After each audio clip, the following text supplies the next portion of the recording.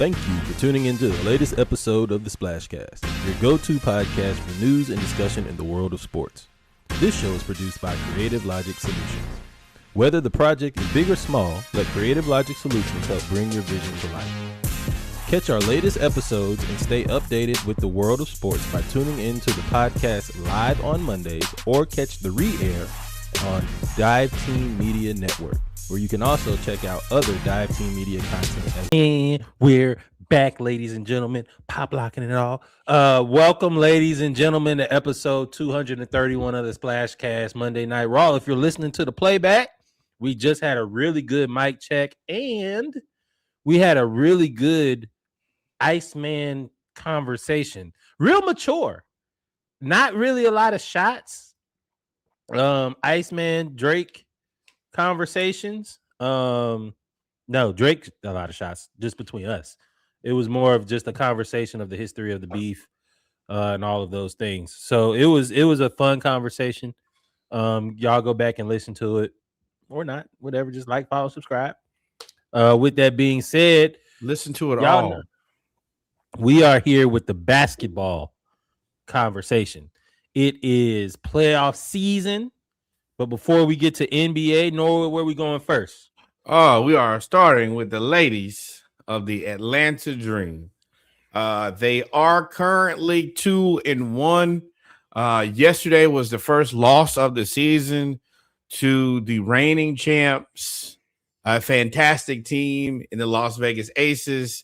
They literally lost in the last 3.6 seconds with a tip steal from Chelsea Gray after she hit the mid-range jumper to go up.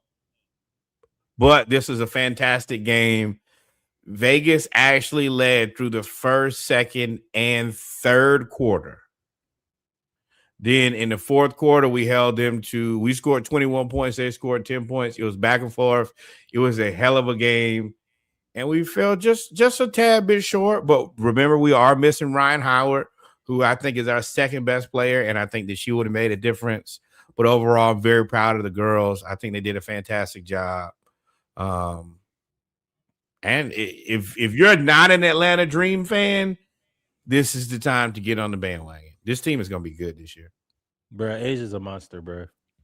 At the end of she's a 3-level scorer. But what I did like about the Atlanta Dream, bro, if you haven't heard of Alicia Gray, which I think is impossible at this point. Correct. She is cooking. Angel Reese, she does what's needed to be done. Good at rebounds, really good at defense. She's a little lumbering and laboring when she on offense, but because we have so many other scorers there, and our rookie, bruh, she is nice around the basket. We actually have some size and some creativity in the paint, and she actually pairs with Angel Reese really, really well. Ryan Howard coming back. Y'all might be in a little bit of trouble. Medina Okai had 14 points and 11 rebounds in 16 minutes. She played her ass off. She was the player of the game. I think that her, Angel, and Alicia Gray are going to do good on the boards. Jordan Canada, really good basketball player. Pow, who I don't think would typically start, got to start. She played well. 19 points. You know what she does, 4-9 from 3. But also kudos. We just made our free throws. Nazi Hillman, she shot 50%. Angel Reed, 7-8 from free throw. Alicia Gray, 8 of 11. Jordan Canada, 3 of 3. Pow, 5 of 6. That's what you want from your starters. So I think that this is a really good game for our team. It's a bunch of South Carolina Gamecocks playing against each other. So, good, tough rivalry. Also, man, shout out to Alicia Gray, because when I tell you Asia decked that girl, she gave her an elbow. And as a football player, I don't know if I've ever been hit so hard that I had to throw up. Alicia quickly made herself away from that bench and towards the locker room. And you could tell when somebody take the towel and put it over their face, I'm finna give up the ghost. And came right on back. But yeah, Asia gave her elbow to the gut. They clearly got everything out of her. Yeah, and they're good friends, so it Right. wasn't necessarily malicious. But yeah, they're good friends. So, but she plays. She's tough. She is tough. So, shout out to the Dream. There was some news before. What else we got? It was the bad. I mean, it wasn't the worst of times, but this is where it got bad. Holly Winterborn, she says she basically explains how she was cut right before she was about to go on the road trip. She was about to get on the team bus so they could go to the airport, and she said that was her welcome to the WNBA moment. I think she's a good player, but we know that there's just not enough slots right now in the WNBA. So these type of things happen, and you gotta make a decision, especially with Ryan Howard being out. Of hey man, we gotta change some things because we have to win these games, and kind of what happens. It's unfortunate, but welcome to the WNBA. It's the beginning. You'll be all right. Yep. Now we are going to move to the NBA. And we're going to start out with two quick RIPs. First one to Jason Collins, longtime NBA basketball player. Of course, he is most famously known for being the first out openly gay basketball player. He had been struggling with brain cancer, if I remember, for quite a long time. And, of course, succumbed to it a couple days ago. Rest in peace to him, and thoughts and prayers to, of course, his twin brother and his family. That I could imagine, like a twin losing your twin like that. Yeah. If there is any solace in it, is that going through people that have health issues, terminal health issues, it does hurt to see them go, but you also get the time to spend with them. I just hope that the family, was really, and I'm sure they were able to spend as much time as they could. We recently lost some Hampton alumni to the exact same thing. We lost two people. So we want to send T's and P's out to the Collins family. And it's definitely just knowing that person's not struggling, suffering through those type of things every day. It ain't easy for us who are left over, and that's just selfish. But there's peace there's peace in the morning for those who don't have to have that fight every day anymore. And also, unfortunately, the NBA family lost Brandon Clark of the Memphis Grizzlies. A young man passed at just 29 years old. At this point, there have been rumors kind of circling, but until something has been made very clear at this point, the only thing we're going to do is, of course, send thoughts and prayers to the family. And apparently his fiance had some heartfelt words for him, which I truly appreciated. Yeah, man. Brandon Clark was the darling of the hustle bunch in the Grizzlies when the Grizzlies had their Ja, Bane, Dylan Brooks, that bunch. I call it the second generation of the Memphis Grindhouse.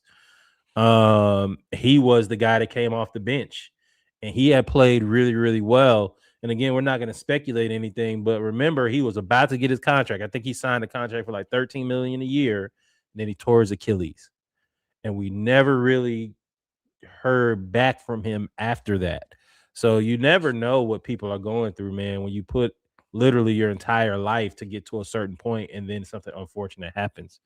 We want to send T's and P's out to both the Collins family and the Clark family. We had to talk about that before we get into the rest of these NBA playoffs and conversations. Next thing up, we want to start with a congratulations to the Canadian sensation himself. SGA has won his second MVP back-to-back, if I remember correctly. Yes, of course. The shirt says back-to-back. Congratulations to him. That is quite the accomplishment. Not too many people did it. LeBron twice, Jordan, Wilt, Magic, Bird, Bill Russell, Mike. I said Jordan.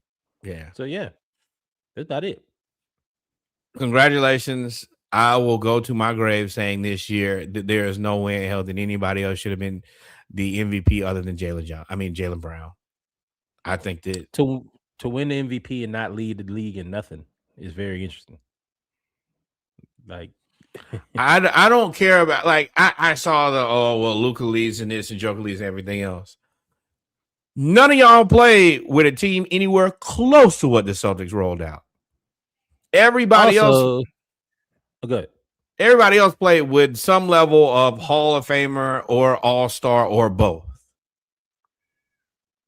Jaylen Brown didn't. Also, he got these numbers right. He's like third in scoring, whatever, in assists. He did all that. And you remember the first 40 games, he wasn't playing in the fourth quarter.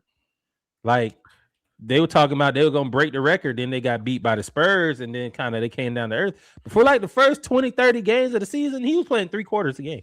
Right. And I was like, oh, he's still averaging like I mean, okay, see, let's be real here. They're one of the deepest teams in the NBA, one of the best coordinated franchises, all of these things like top down. And then you look at the Celtics and Jaylen Brown, and you're like, oh, well, we lost the only other guy who we have in Jason Tatum, and now we're going to roll out a bunch of guys who've never been all-stars. A lot of people lost money. Derek White lost a lot of money this year. Not lost money because he's already signed his contract, but he was supposed to be the guy to step up with Tatum out. And I don't know if he did an adequate thing, and Jaylen Brown held him down, which is why he wants to get out of there. Fuck you, Stephen A. But back to SGA. Congratulations, SGA. I do think that Jaylen Brown wants out. I don't think that he really wants out. I think he sees the writing on the wall. We can't both be here making this much money and then at the same time also be competitive. I think that's just a harsh reality. Well, they want to extend him, but his antics that have gone on off court or during the game have changed. He's cognizant enough to know, bro, if I'm getting paid basically 70 and he's getting paid 70 and the salary cap is 165, bro, they're going to lose Sam Hauser. They're going to continue to lose guys. And then I think he specifically feels away because he did so much heavy lifting this year. And then as soon as Tatum come back, it's like, oh, well, it's his team. Yeah, I would too. Right. I don't think he's wrong. But SGA MVP. Shout out to you, bro.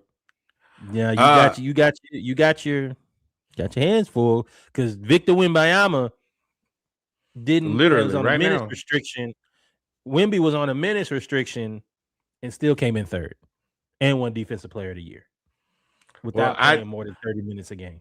I think that's probably going to be a thing for his career. And I don't think that it's a bad thing, but I think it's just the reality of you got a guy who's that good and you want him to play a long time, and playing him more than 30 minutes probably doesn't allow him to play a long time. And what he does in 30 minutes, if y'all can't get it done without him in them other few minutes, what are we doing? And I think that with this cast of characters they got of Stephon Castle, even though Fox ain't playing tonight, and Harper, they feel very confident in play him 30 minutes, and the rest of you guys do the rest of the lifting. Well, Chet is. I told y'all about this, especially in the NBA. Getting fired is not a bad thing. Jamal Mosley was fired last week from the Orlando Magic. This week, he is the Pelicans head coach. I think that the Pelicans are in a much better situation financially than the Orlando Magic. The Orlando Magic just have the ability to play in the Eastern Conference, which is not quite as good as the Western Conference. But I think that if you look at this Pelicans team, they're a strong, feisty bunch of players. And I think that if you move Zion, you could really make this a competitive team. Also, there's a big market for Trey Murphy. If somebody makes you a Desmond Bane or Mikal Bridges level trade, take it. You got to take it. You got to take it. And Trey Murphy being – go ahead. Did J.B. Bickerstaff used to coach with New Orleans? No, I can't think. Yep, that's it. Thank you. I was trying to see if there was a tie to Jamal Mosley going to New Orleans, but they've just always been interested. I think he was on the last iteration of coaching search for New Orleans. He ended up going to Orlando. Yeah. It's a good move. Solid. It's good for both because now they both get to kind of repair their image because New Orleans took a beating all the way up until the draft lottery for that trade with the Hawks. And Mosley was the scapegoat for the Magic. I'm interested about the Magic. What y'all gonna do? Y'all got a lot to think about. Y'all got coaching. Y'all have with this roster. It's going to be interesting what y'all do in in Orlando now that you've already begun. I wouldn't call it a rebuild, a retooling. Right. Yeah, yes. Boy, Vic is he's just 7'5". Ain't nothing you can do with him. My thing is, when you fire Mosley, you've run out of coaches to blame. Now, if the success is not there, and next year the East is going to be way more competitive than it was this year. Yeah. Pacers going to be back in it. Tatum will be back healthy. Now, depending on what happens with the Cavs and Knicks will be interesting. I think that Atlanta will be better. Charlotte will be better. If y'all can't find a way to get Toronto will be better. If y'all can't get in where you fit in, it's high likelihood that y'all going to have to end up that Franz Paulo thing is going to blow up. And I think that a lot of it is you just overpaid for Bane. That overpay, I don't know what you do to get it undone. Nothing.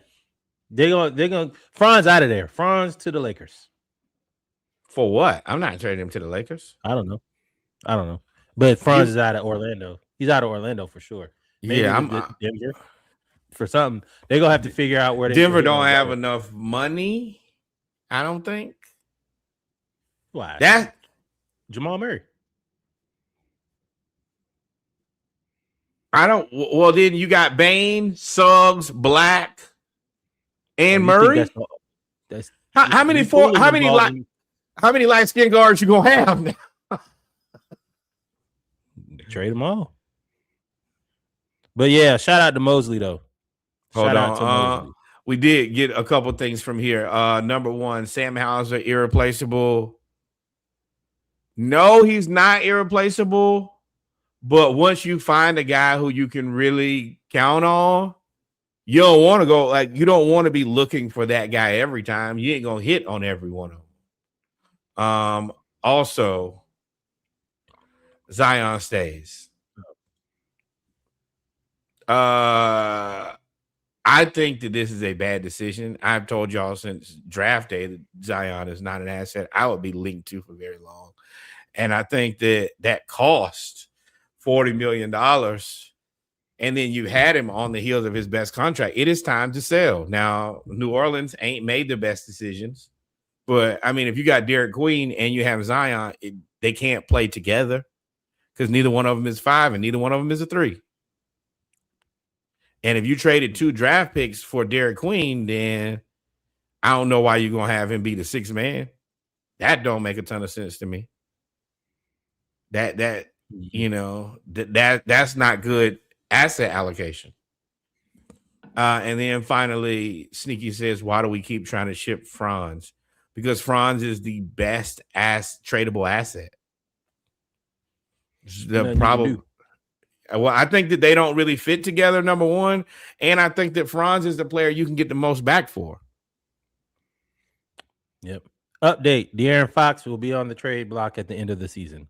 Let me tell you, Dylan Harper is playing you right out of San Antonio. I don't know about that. But we can get there once we get to we'll talk about that. But I'm watching the game. So it also, if I'm Chicago, I might be interested in giving you that other pick, not that 4 pick, but I'll give you that 23rd and maybe another pick for Franz, Caleb Wilson and Franz, Matas and Giddey.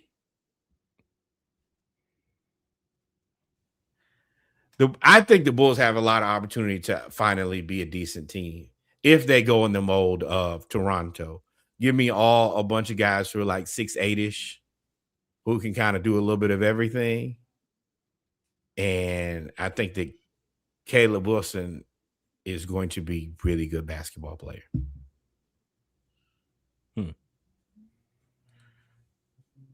And finally, Daryl Morey fired from the 76ers. I'm going to let Kev get in the chat and tell us how he feels about it.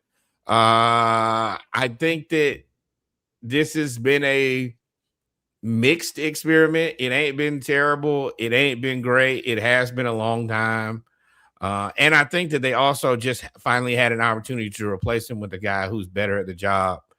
I don't know how in the hell the 76ers were able to get Bob Myers out of the broadcast booth and into Philly, but that is the win of all wins. I think that whatever is How? What you mean? They put Matt Ryan. They did the same. The Falcons did it, bro. Bob was phased out on TV, which y'all don't notice.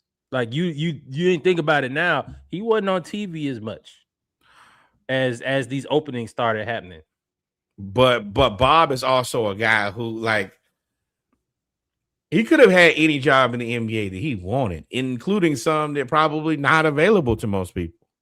But I don't think that the 76ers right now is a great job because you have two terrible contracts. Like, this is going to be some. Yeah, he's got it. You're going to bring him in, though. You coming in with Edgecombe, though. You got Max and Edgecombe to build. I think everybody else is probably on. But you can't trade Embiid, right? And you probably can't trade playoff P, which means you have two of the worst contracts in the NBA, two of the worst big contracts in the NBA, and it's gonna be stuck with him for at least 2 or 3 years. Microcosm of America, huh? You gotta come clean up the shit of this man. And I'm talking about, and I'm not talking about like a little turd. I'm talking about like they done smeared it everywhere. I don't know what you do with Embiid. Like, and y'all know I love Embiid as a basketball player, but I would not be interested in that contract at all.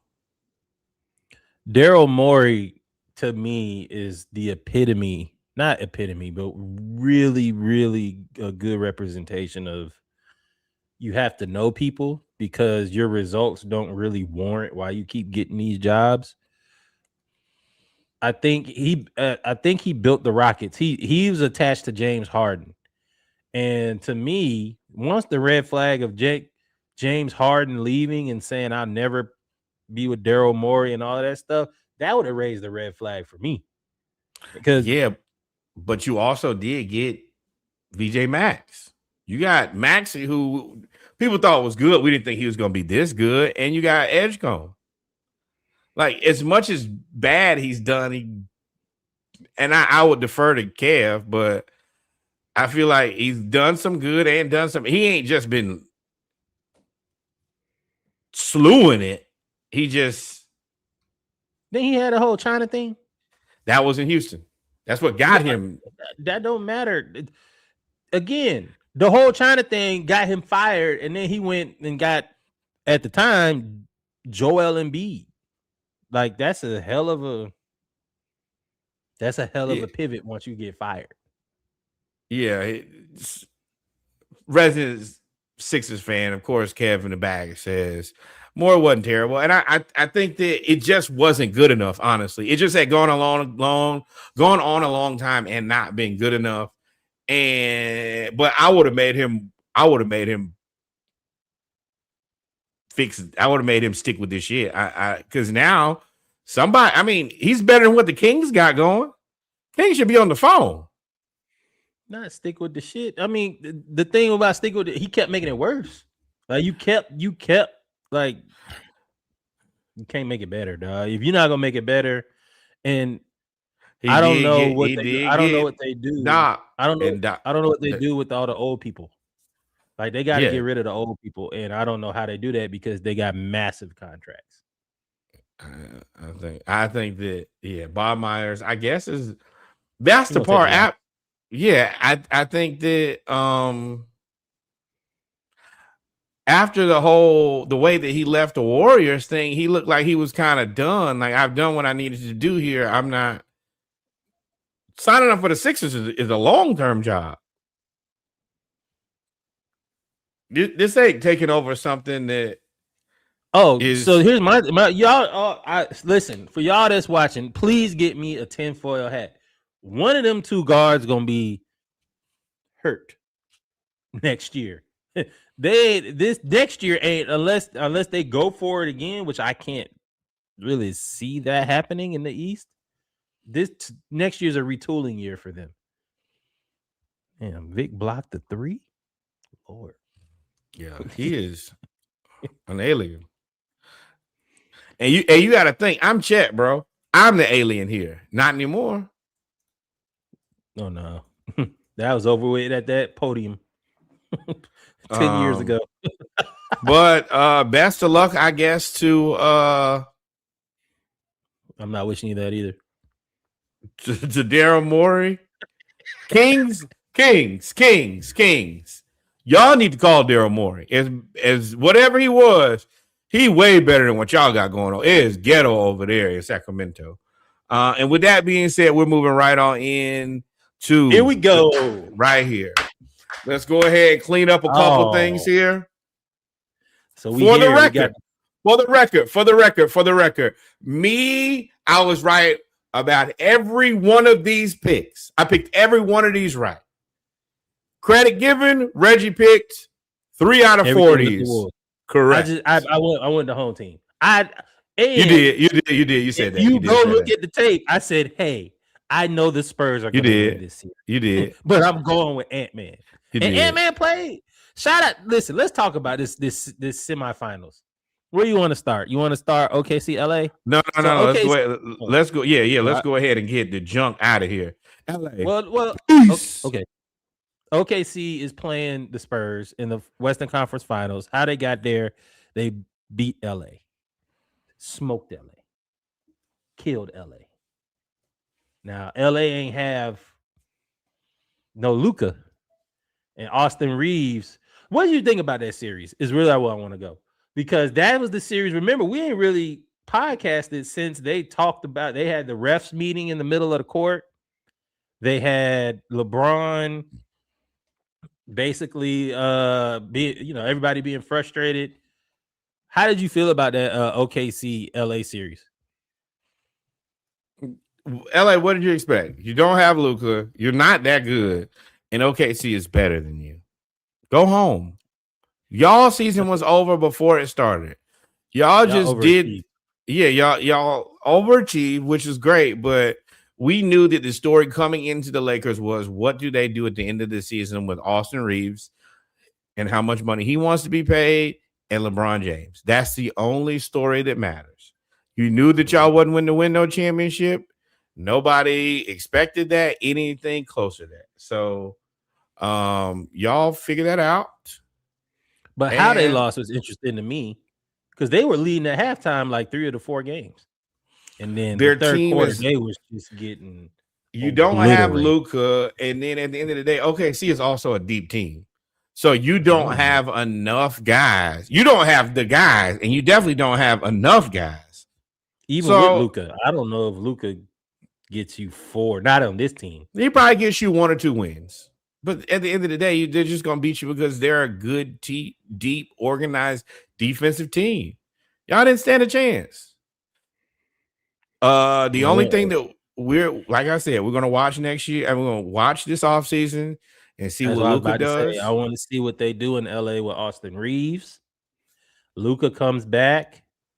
LeBron still, LeBron, when he get going, you give him a runway, he's almost unstoppable, bro, because he's so muscular. Like, he can get to the rim almost at will. But that takeoff, though, once he get to the rim, he ain't getting what, he got maybe 1 or 2 big dunks in the game with him, but they need a big too, man. They need a lot. DeAndre Ayton dominating. That's what I wanted to say about this. They knew they were going. They quit. The Lakers quit in the third. After the game 3, it was game 4. It was jewelry store, planning visits. you don't want to read into social media, but that 0 dark 30, all of that stuff, all of that ended. like after game 3, they just knew it was over. They was planning trips. They knew what it was from the beginning.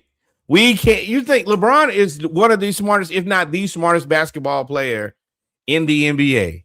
You didn't think he did enough calculations to say, I know we ain't got enough. We don't have the capacity. And now he still won $50-something million. It's gonna be interesting. Yes. Now let me go ahead and tell y'all, fans, because I've had a lot of I've seen comments, I've made comments. LeBron's not finna take the vet minimum.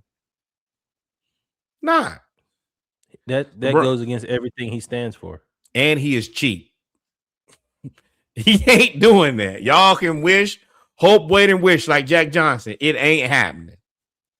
Ain't happening. Well, the billionaire, the owners make billions of dollars. And he's like, bro, I'm making you this money. Y'all gonna pay me full every time. As a person who's a billionaire and believe probably correctly that he's underpaid, I can't imagine him taking the minimum. So y'all can get that out your mind.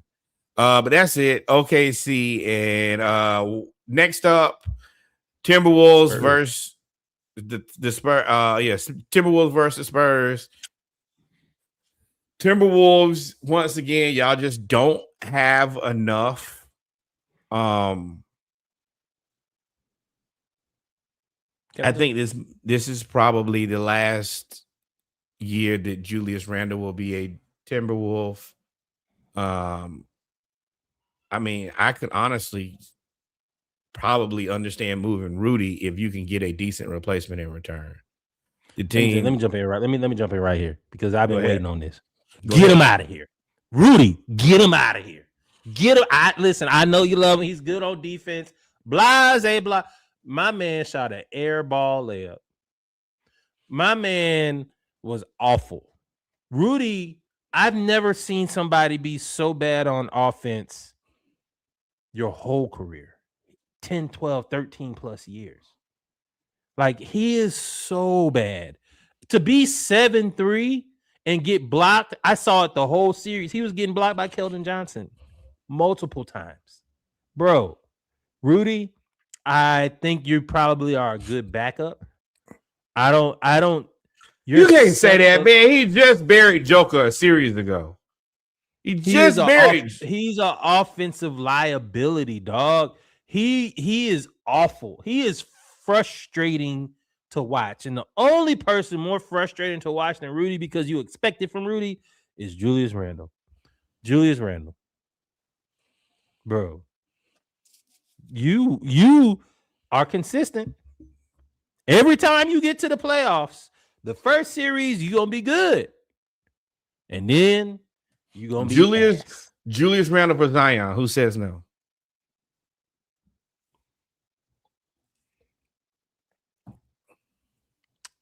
The Timberwolves? Zion can't shoot, can he? No, but everybody else can. Well, minus Rudy.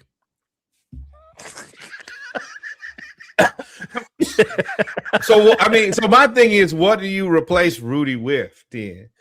Something. I don't know. Listen, we at stage 1 of the project. Stage 1 of the project is get the hell out. We'll figure out stage 2. We can figure out what we need, who we need, what we need, whatever. What? I don't know if the Clippers have anything, but Julius in LA with Mathurin, Garland, and Kawhi don't seem terrible.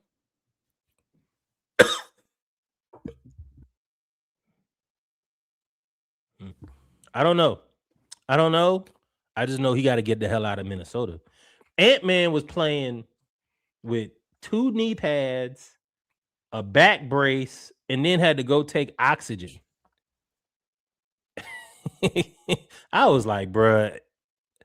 And Rudy was giving you 0 for 5, 0 for 8. Now, you were playing Vic, and I just saw Vic block a tip dunk, which was amazing to see. But there were points where Rudy And he may be in kind of the Embiid thing. Like his contract is like $50-something million too. It's a very valid point. Is having to. I don't know if there's anybody else equipped to guard Joker and Wemby. Might not like him, but I don't know what else you can get and not get. Well, then you're gonna have to trade Julius Randle for a stretch four that can shoot. If I agree with y'all. I just don't like Rudy on all. He's so bad on offense, he's frustrating me. But if you're gonna keep Rudy, you have to get a stretch four that can shoot, which means you're either gonna put Jay McDaniels at the 4 and go get a 3. I'm gonna tell y'all the answer. You're gonna have to keep Jay McDaniels at the 3 and go get a 4. The answer, I know y'all don't want to hear it. John Collins. John Collins. He spaced the floor. He's half of the price. He'll be half the price of what Julius was. Because I think Julius was like 40. Collins probably gonna be somewhere between 15 and 20. But I think it's gonna be a big market for Collins because that price is shit. Everybody needs Collins. If Rudy's at 50, I'll give Collins 25, and I'll go get somebody because you're gonna also have to replace Dante DiVincenzo, who's gonna be out for most of the. Right, he's gonna be out for most of the year. I think he's might be to the house, to the apartment. I was never that interested in Dante DiVincenzo, and then after an injury like that, whatever little bit of athleticism, speed, burst he had. But his shot got so much better. He's a shooter, and he plays defense. Yeah. What else here? And then now, so you want to go to the conference finals, or you want to? No. We got to talk. Did we talk about Knicks? No. I was gonna do Western Conference and how they got there, and then, but however you want to do it, it's fine. Yeah, I was gonna do closeout, and then we're gonna do picks. But Knicks sweep the 76ers 4-0. As bad as the Knicks beat the hell out of the Atlanta Hawks, somehow the Sixers found a way to look worse. The Knicks look like a team. I mean, that ain't a shot. We all got killed. No matter how you die, you dead. Knicks look really good right now, and the scary thing is they've had an opportunity to rest. But it's not a lot to talk about in that series. 76ers looked like it was over before it started. They were never really in it. And the Knicks look like a really good team right now. Then you look at the Detroit Pistons and whoa, brother. Oh, what you got? I get to go on. The Knicks and the 76ers. What's scary about the Knicks and why I think the Knicks are really, really good is, and a really interesting team going forward, is they won the last 2 games with what? No OG, right? Yeah. Damn, Vic dropped his shoulder and ran over Caruso. Yeah, so it's got it. They challenging it because they called it on Caruso, I believe. But they did that without OG. And what's interesting about the Knicks is their closeout games are bloodbaths. They don't leave anything to chance. And I think now, unfortunately for Mike Brown, you have to win this series to get any type of credit. But he has them playing really well. And Karl Anthony Towns has bought into that stand at the top of the key. And either you're going to fall back to stop the passing, and I'm going to shoot your face off or go around you, or you're going to play up and they're going to cut behind you, and then they're going to leave. They're going to triple screen for Jalen Brunson, who's going to cook you. And then they have Josh Hart. He just destroyed Caruso. That's what you're talking about. Yeah, he just dropped his shoulder. Like, bro, I'm standing here. I know you're tall, but you don't just get to violate me because you're 7'5", bro. I like it though, Vic. Vic's like, bro, y'all gonna quit throwing me to the ground. I don't like that because that's something where I think that he should be able to slap you, bro. Don't just drop your shoulder into my chest that big and think that I just got to. Did you not see what Minnesota did to him, bro? They were tossing him around. Right. I was like, and OKC do the same. But Caruso, like, Why you say fuck me? Question for you, since we talking about the Knicks. Does Morey keep his job if the Sixers don't get swept? No. It was over. I don't think so. I think the nail in the coffin for Morey was sending Isaiah Joe to win a championship and then McCain to go to the Western Conference Finals. And it wouldn't be bad if what you needed was shooting. If you didn't need shooting, it wouldn't look that bad. But you needed shooting. So now you traded the two shooters that you had. So, what a game. But yeah, I think that they were just over the contract situation they're in. It's got them stuck perpetually, and I think it's just like, all right, well, we got to end this. This shit ain't going nowhere. We're in a bad situation. Nobody has a plan to get out of it. And the other part is, I assume that they knew that Bob Myers was interested in the job, and nobody has a way to get a guy that good. So yeah, if Bob Myers comes available and we already stuck, let me tell you, it's over for you, brother. This Bob Myers, you gotta he's the man. He's the best available. And Morey is you've done okay, but you haven't done anything for us to say no to the best available. No. I knew there was a connection to Bob. There is Josh Harris. They're good. That's the connection, because it was kind of, the news was kind of out of left field. I'm gonna tell you right now, I just was sure Bob Myers was done, and I'm still surprised he's taking this job. But I don't think that Mike won't get any credit if they don't win this. I think that whoever wins this, as long as it's competitive, you kind of in a bad situation, but also at the same time, only one team can get this next spot. And I don't think that the Knicks have played good all season. If you throw away this season because they lose in the Eastern Conference Finals, sure, but what can you get better and where? No, they got to win. That's what, and really, this whole thing with Detroit and the Cavs is the same thing. Like, all of these teams in the East have some soul searching to do. The Cavs, the Knicks, and the Pistons. Are you going to pay Duren? Cavs, if what are you going to do? Both of y'all have made it to the Eastern Conference Finals. You can't just blow it up, but you can't. I don't want to group the Pistons in there. The Pistons are a team that they overachieved. They took advantage of an opportunity. They were first, but they don't have any bad contracts. I mean, the way that this looked out, they probably have saved themselves some money and not having to pay. Million. Yeah, I mean, no, they probably saved themselves like $15 million. I think that now, yeah, I think that. Yeah, well then, yeah, if you look at it like that, then yeah, it's like 60 million. But I'm more looking at $15 million as a player, which in this case, the Pistons clearly need a guard to help Cade, who can score, dribble, and take some of the pressure off of him, and they just don't have that. Herder, you probably headed to somebody else's bench, or you headed home. Duncan Robinson, you headed to somebody's bench, or you headed home. Tobias, you headed to somebody's bench, or you headed home. Jenkins, I think that you're a solid asset, but you headed to the bench. Asar Thompson, I think that you're probably about a $30-35 million player. I think that Duren at $35 to $40 million is a fair pay. And then you got to spot fill everything else in. But the Pistons are in a good position. They don't have any bad contracts, and they're young.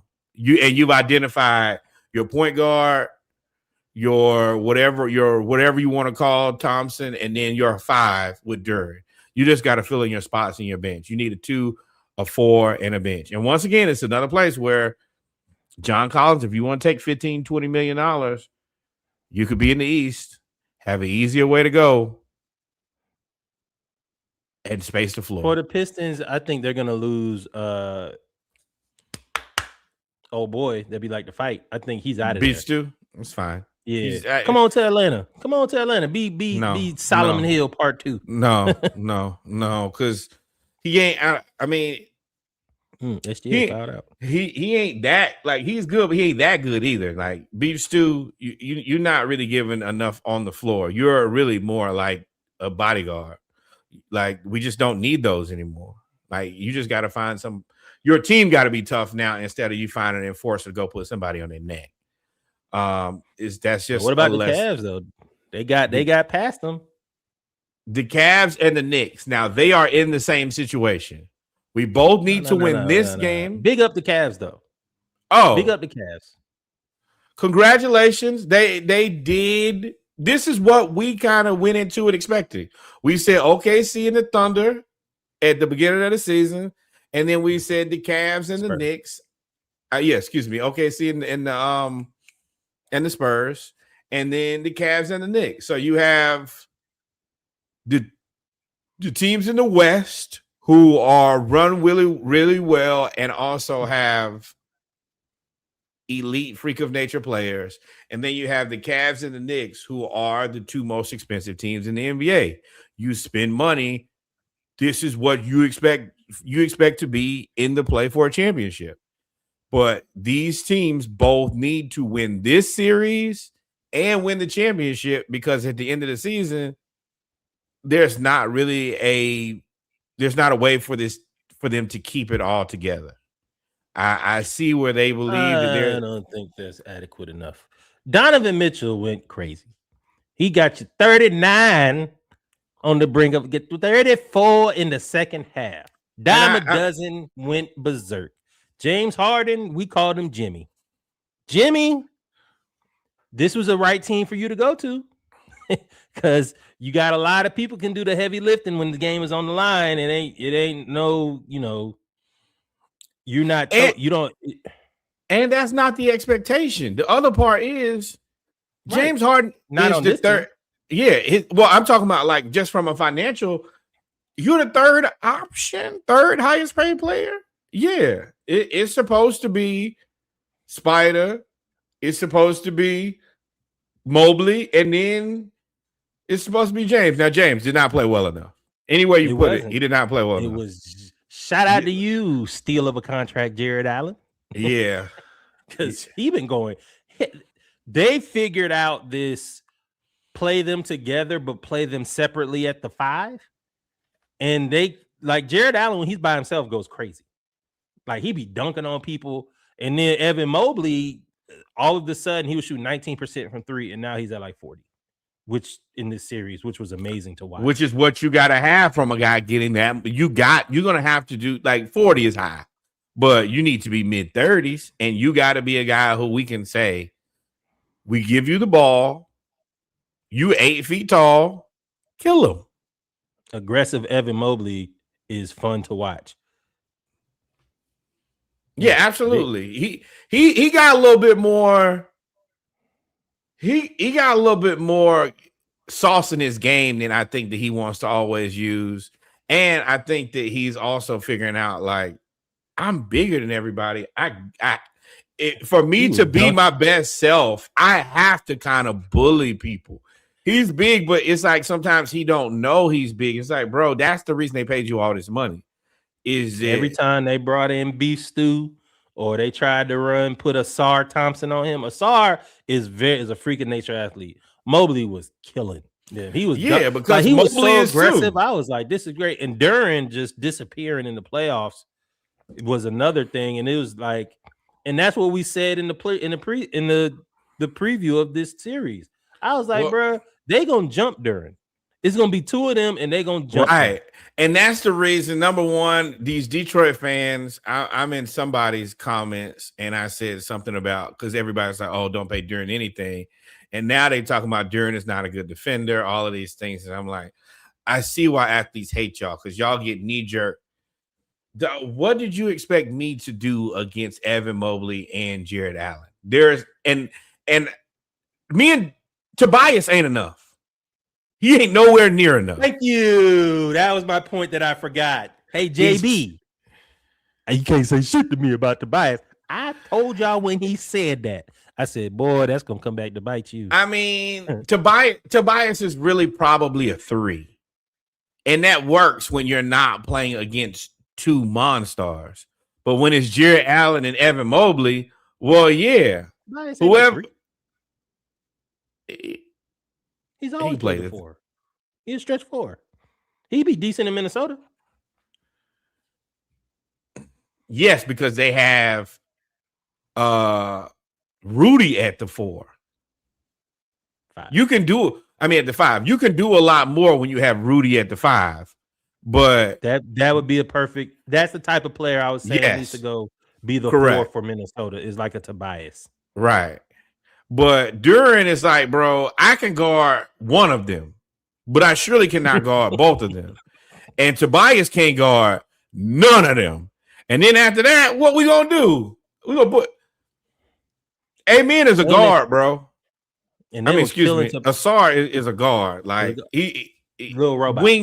Wing defender at best, but he ain't got nothing for Evan Mobley. So now I'm basically responsible for Allen and Mobley. Yeah. And really, in hindsight, he should really be like, y'all want to take my money. You should have spent some money. Y'all could have went. You could have went at the deadline and got something to help me out. You knew that Tobias wasn't enough once we got to. If we got to the Knicks, what was Tobias going to do with Karl Anthony Towns? Go along for the ride. I think they would have put Duren on him, though. Okay, then I'm going to put Mitchell Robinson in the game. What you going to do with Mitchell Robinson? Oh, together? Yes. Tobias. I think it would be a better matchup because Mitchell Robinson can't dribble as well as but the Pistons also don't score that many points. So if that's where it goes, boy. They couldn't issue and Duncan Robinson was hot, and I was like, bro, they don't got enough. The issue is this it's Cade and nobody else. Like Jenkins is good, he's undrafted. Like their guard play is like that's another place. If I'm Anthony Simons, I think y'all could use me. I can get you 20 points. I can get you 20 points a night. Ooh, OT, baby. Chet with the block. Right. But the Pistons just got they got a good base. You just gotta put everything around that team and you'll be fine long term. You're gonna have to tinker. Knicks and Cavs are must win because they're over the apron. 30. All at 20. Late 20s, early 30s, some of them mid. And there is a much clearer path for the Pistons. Like, all right, well, get rid of all you old people and you white guys who ain't that good, and we're gonna $15 to $20 million player you to death. But the Cavs and Knicks both got to win, and whoever loses, there's not a quick fix for who you send on their way to make your team financially okay and good and still okay. So you got a lot of budget analysis for a series that's about to start. Right. Well, I think we got to pick OKC and Spurs right now. This is the last time that it will be equal and we can. Yeah, because it's literally going to overtime. It's equal as equal can be. I'm going experience. I really want to pick the Spurs because of Big Vic, but I think I'm going to go OKC. Think long, you think wrong. Because if I thought about it, I was going to talk myself into it. I'm going to go ahead and I'm picking OKC to win this series. It's overtime. Just to let you know, timestamp. 11:09 p.m. Eastern Standard Time, 10:09 p.m. Central Standard Time. It is 101-101. Both teams have now entered overtime. Well, there's nobody has a betting edge. None of those. I'm gonna take the Spurs. I'm gonna take the Spurs in this. Interesting. I with no De'Aaron Fox, if they can pull this win out, it's tough for OKC. It's interesting what they do with De'Aaron Fox because Dylan Harper is really, really good. Like he's really good. Yeah, but there's also they're not in financial straits either. I felt like you for a long time, and then I was watching a bunch of stuff like, why do they need to trade Fox right now? For what? Why not just you got good players and you in the final? Cass was only in his second year. Correct. You probably lose. No, you don't. I mean, Keldon Johnson got to get paid, right? Already paid, if I remember correctly. 6th man of the year, Carter Bryant. I mean, you really ain't got to do nothing with the Spurs, to be honest. And yeah, right. Like, there's just no. And let's be real, the Spurs are not anybody else. Like, they're not like, oh, let's just do it for the sake of doing it. They're not Norwood 2K now. They gonna rock out. Yeah. Well, no. Keldon Johnson. This is the last year of his contract. Yeah, you going to pay him. Pay him what? Probably 15. That's a downgrade. He getting paid 17.5 now. Cool. Okay, well in 20. No, it's 20. All right, cool. He's gonna get maybe 20. He's gonna get an upgrade because he won 6th man of the year. He's gonna expect more money. Okay. Now, he's also the guy. He's a Spurs guy, so he may say, I don't really need to leave. You just pay me 20 and I stay. No, I will take 4 years, $100 million escalating, because he took 4 years, 74 de-escalating last time. I need my money to go up because I'll be 28 next year. This is gonna be my last contract, but yeah, you might as well get it. And then also, do you really want to leave here? That's what I'm saying. He's a Spurs guy, and you have a niche. And they have everybody else on the contract, especially like, Champagne and all of them. You got to ask yourself, if you are a Spurs player, where else do I want to go? And can I play with somebody better than this guy? Nope. And the answer is no. You got Devin Vassell under contract for 2 more years. Yeah, I would just ride this thing out until somebody got to get paid. And then, yeah, at that point, when somebody got to get paid, you get voted off the island. But until then, I'm not leaving Victor Wembanyama, because everywhere I go, there's not a guy with nearly as much upside. I'm not going anywhere in the West. I'm not going anywhere. I'm not going to play Vic. I'm definitely not going to play against him either. Not, and if I am, now I want $30 million. I'm not doing that to myself. Fun series. Caruso is playing. This is the reason they have him. This series in particular, he's guard. Caruso, no, his time is coming up too. He's finna be out of there. A lot of them are. They're gonna replace him with something cheaper. But yeah, so I got the Spurs. You got OKC. Next, Cavs versus Knicks. I'm taking the Knicks. I don't think the Cavs. So let's go this player by player. Brunson, James is the one? Correct. Brunson and James. Brunson.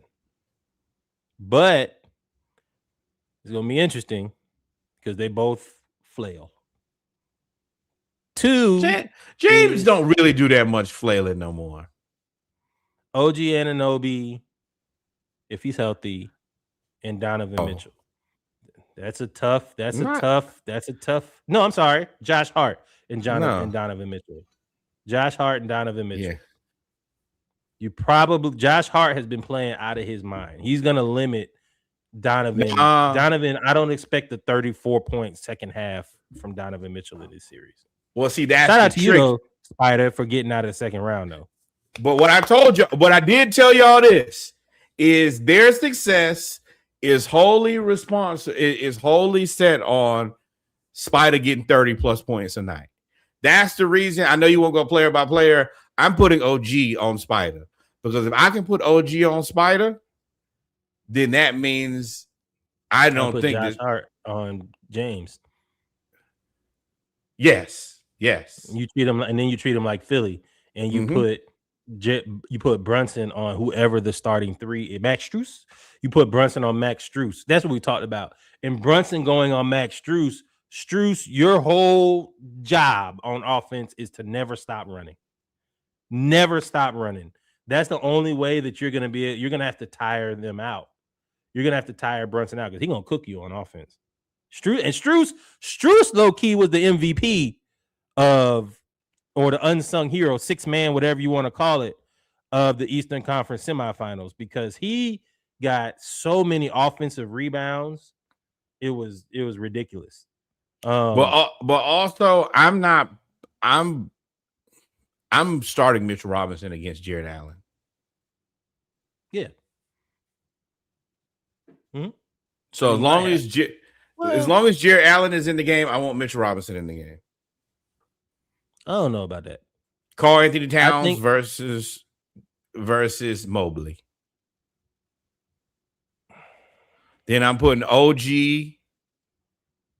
on Spider, and I'm putting Bridges on whoever they played at 3 Strus. No, not starting Hart. I would actually rather not start Hart so that I could, when OG gets tired, I can put Hart on Spider. I think that Spider scoring 30 points is so important that I want him to be harassed for 40 for the entire game. Mobley ain't gonna do that much. I'm not worried about. I think Mobley could get cat. I think Mobley could get cat in foul trouble. I would rather put Bridges on Mobley personally. I wouldn't bring Mitchell Robinson in the game unless I had to. You know what? They might do that, but I feel like, well, Mobley, if you can't kill Bridges, right? But Bridges also takes Mobley out of the paint. All of them, they can play 5 out. Bridges can shoot. Oh, on defense. I thought you were talking about on offense. I was like, why? No. It get. Sorry, y'all. We watching the game. Overtime. But yeah, I mean, I could see them starting Mikal to see how he does, but Mobley, you have to understand, if they put Mikal Bridges out there on you, you have one job and one job only, and that is murder. Kill him. Murder, kill. You better. If you don't do that, they're gonna call you soft. They're gonna call you Charmin. This is This is the battle of Charmin. Karl Anthony Towns is getting that off of him this playoff run. But that's been it. Same thing. Yeah, I mean, I agree, but if you don't kill Mikal Bridges, then bro, they finna be like, if you don't kill Mikal Bridges. But Mikal's been playing well since he got embarrassed by the Hawks. He's been playing really, really well.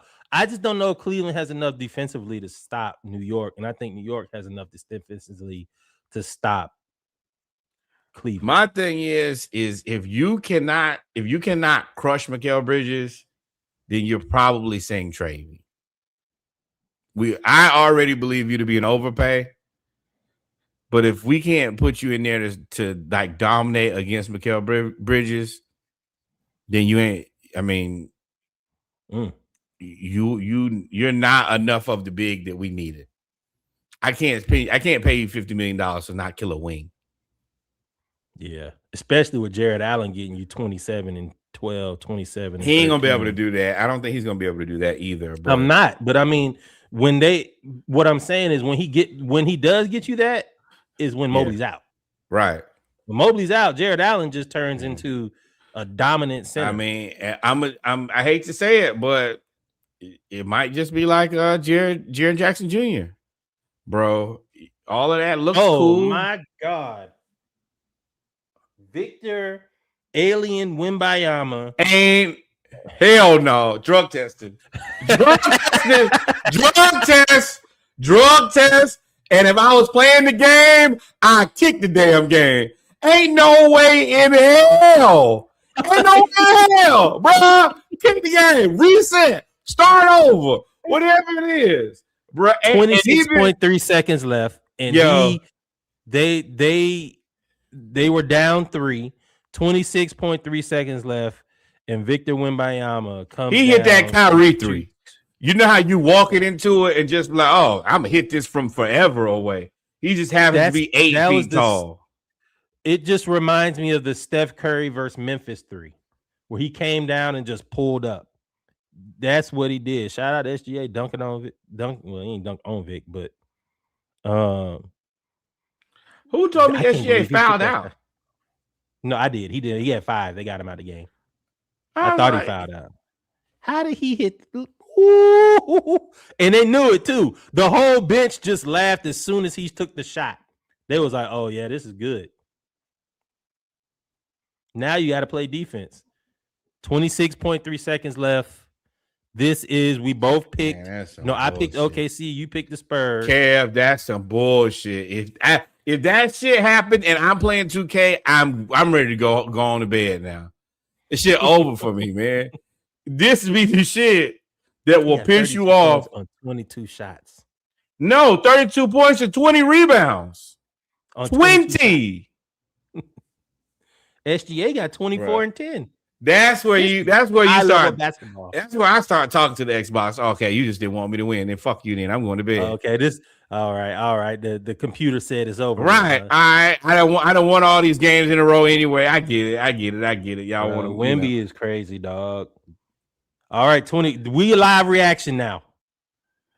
Shut the game off and throw it away. We a live reaction now. All right, 20 seconds left. I would have quit the game. 108. 13 on the shot clock. 2-second differential. Here we go, y'all. Here we go. That's where you go home and get in the bed and be mad. Like, I cannot believe the game just cheated me like that. Shoot it, Jalen. You know what time it is. Big flail. They called a foul? No. Oh, they called a timeout. Point. We might have double overtime, ladies and gentlemen. It's gonna be a long. No, we're gonna end our podcast and we're just gonna be here watching the game. But oh my God, 0.4. Did they call a foul? So Cavs, Knicks. You pick the Knicks. I'm picking the Knicks. I think the Knicks win 4-2. I don't think the Cavs have enough. I want the Cavs to win. No, I don't. Yes, I do. No, I don't. I don't really care who wins. I would like to see the Cavs win. Yeah, you don't get any peace by whoever wins in the East.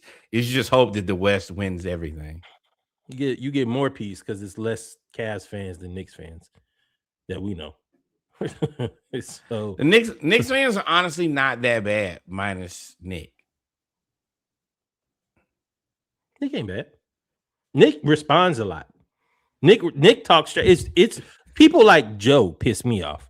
Like Joe be quiet for 362 days. Joe been down. As soon as they win, he be like, he come in there and start talking trash. Joe been down. He's a Jets fan. He been rocking. I guess but I talk to Joe all the time, so it's different for me. But yeah. But we shall see. So I'm picking the Knicks, you picking the Knicks, I'm picking OKC, you picking the Spurs, which means I'm picking I see a Knicks, they about to do a dunk to Wemby. That's what they're gonna try to do. I'm picking OKC versus the Knicks. First of all, I'm putting Luke Cornett in the game too.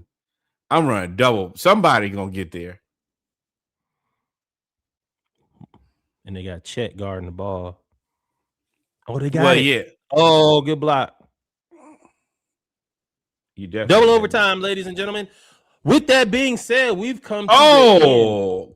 Castle. Good defense, Caruso. Yeah, we've come to the end. To the end of the road. Yeah, I like that. With that being said, ladies and gentlemen, we come to the end of episode 231 of the Splash Cast Monday Night Raw. If we didn't miss anything, nor would take us out. Hey, different close out today because the game is on. Hey, y'all know what black baseball is. Shout out to Kev in the back. What up, though? $18.68 to Hampton. Outside of that, adios, mi amigos. God is love. We out of this thing. Y'all be safe. Peace. As well. For collaboration, booking information, or any other inquiries, visit our website at www.sgabacks.com. www.thesplashcast.com. If you listen, share, and review. Wait, hold on. So what should they do? Until next like, time. follow, subscribe. Thank you, my friend. We here for it.